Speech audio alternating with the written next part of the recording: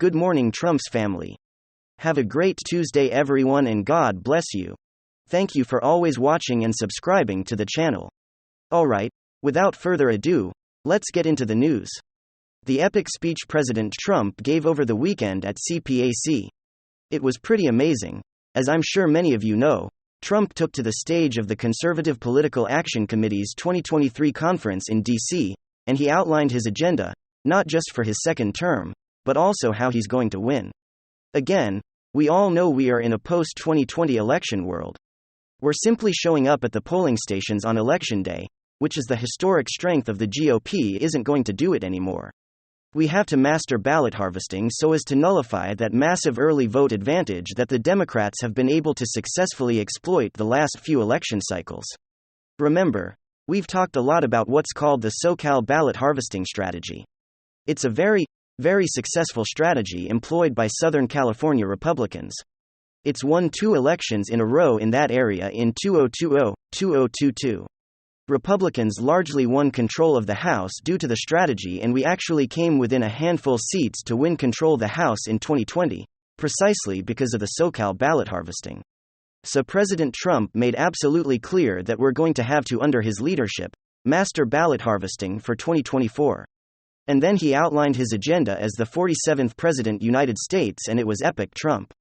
It to total America First National's populist agenda, centering on 3 overall themes: border security, economic security, and cultural security.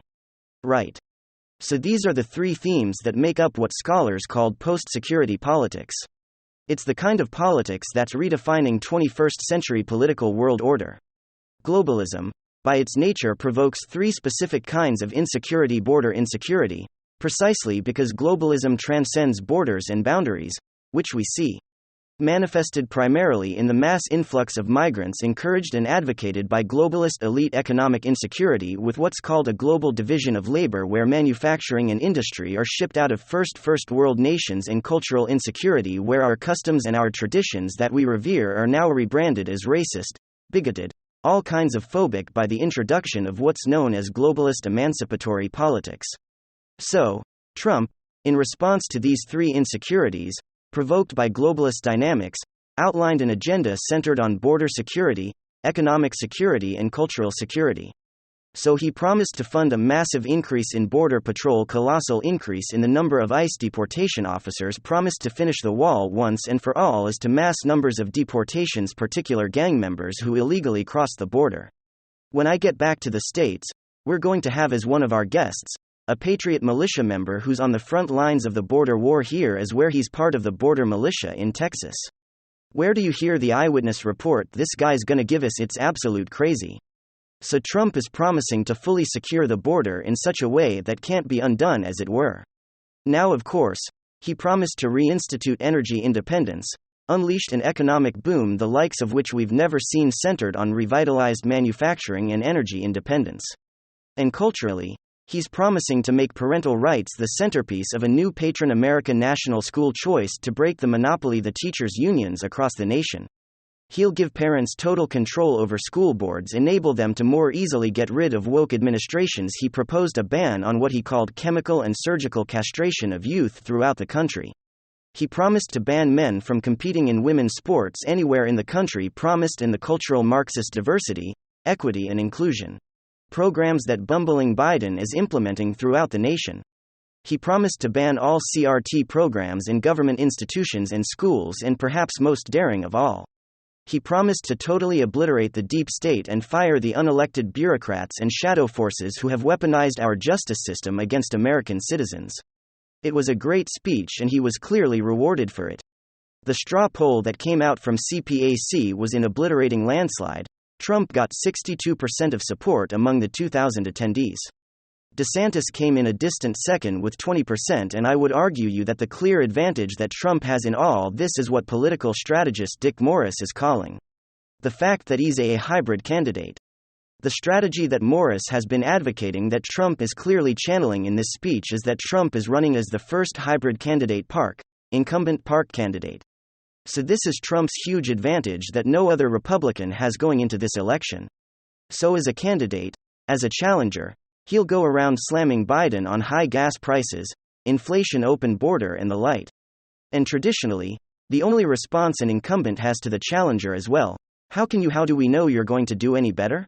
And that tends to be the Achilles heel of any challenger, becomes like, well, at least I got a record. At least we know what you're gonna get with me.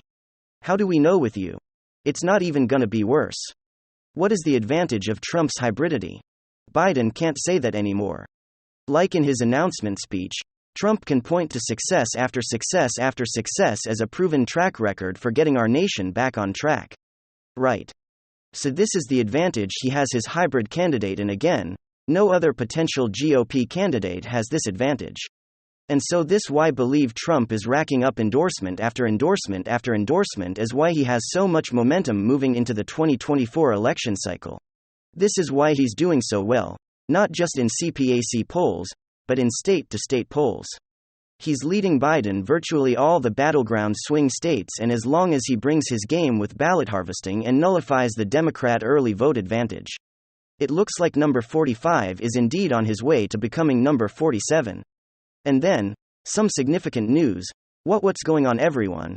Jeremy here from the quartering, and some wild news coming out of, well, some emails apparently, that Mr. Anthony St. Anthony had commissioned in essentially, if I'm understanding this right, I might not be a study to essentially disprove the theory that we all know is, at least according to several government agencies.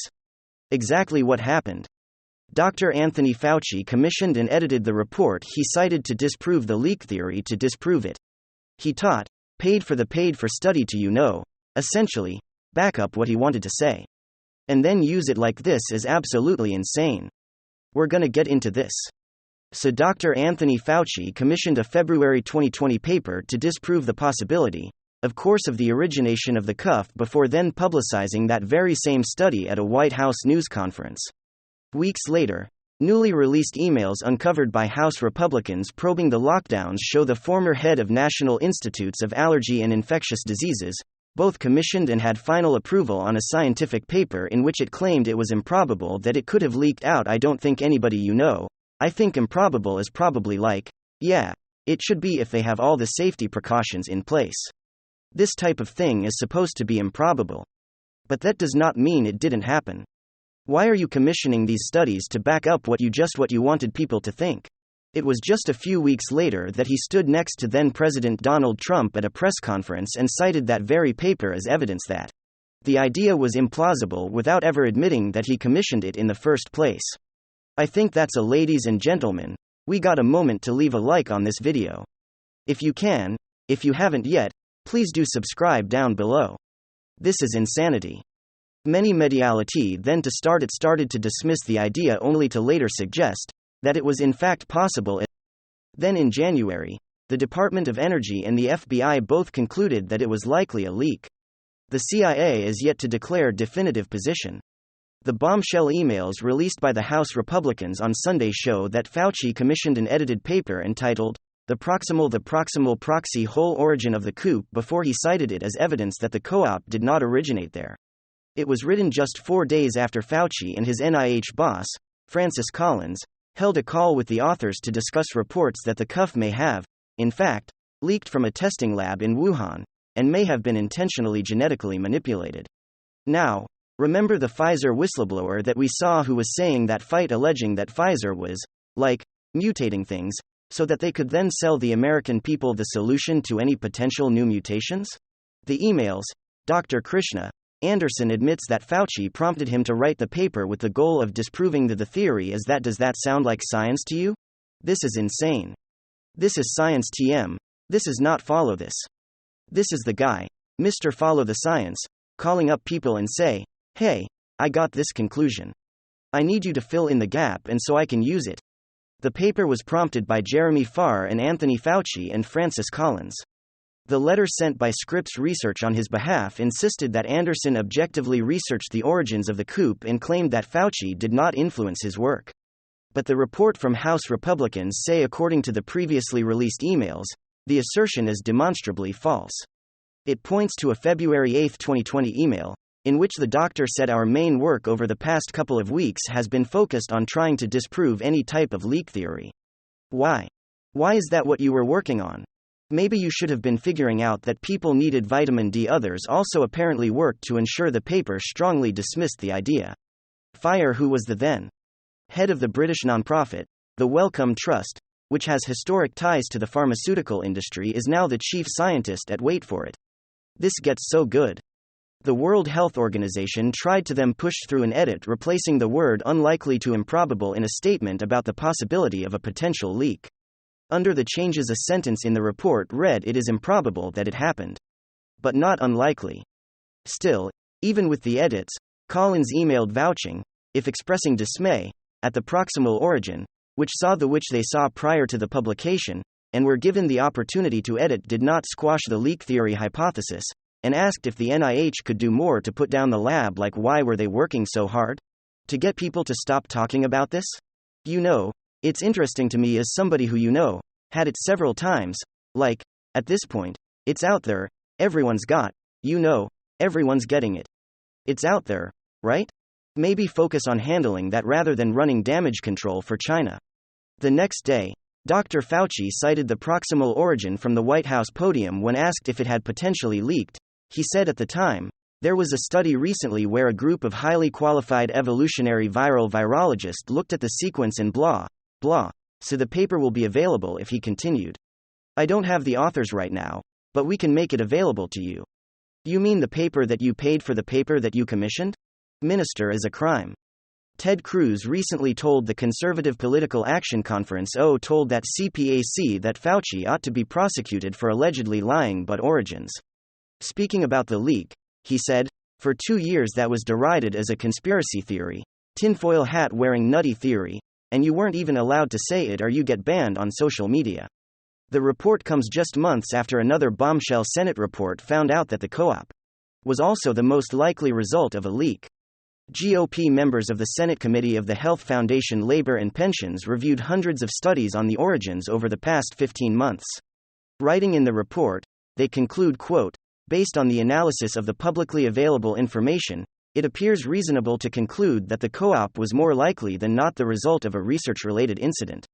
Nearly 3 years after the pandemic began, critical evidence that would prove the emergence of the co-op was still missing.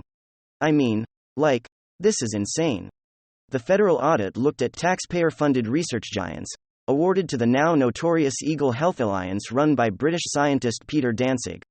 They found that National Institute of Health and EcoHealth failed to understand the nature of the research conducted, identify potential problem areas and take corrective action.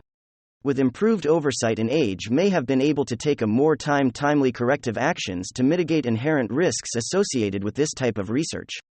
The report added. Government auditors said 3 awards given by EcoHealth involved viruses with wide-scale potential. May 27, 2014, an award of $3.7 million to that very notorious lab in China was at the center of the leak theory. How is this guy not getting convicted? New email show Dr. Fauci commissioned scientific paper in February 2020. Just prove it. He's like, I don't need to know what's actually the case. This is antithetical to science. It's not about what is the case. He's literally saying, no, this is what we need to do. Just prove it, as if he knew or as if somebody was worried about a bad reputational PR hit for China or something like that. The idea they didn't know the author, that he completely gloss over the fact that he asked for this thing to be created. Absolute criminal. Absolutely. And then now we're only just finding out, and just think about it's gonna be in 10 years when we find out the real truth of everything. Thanks for joining us on today's episode of Open Source News. Don't forget to share, subscribe and turn on the notification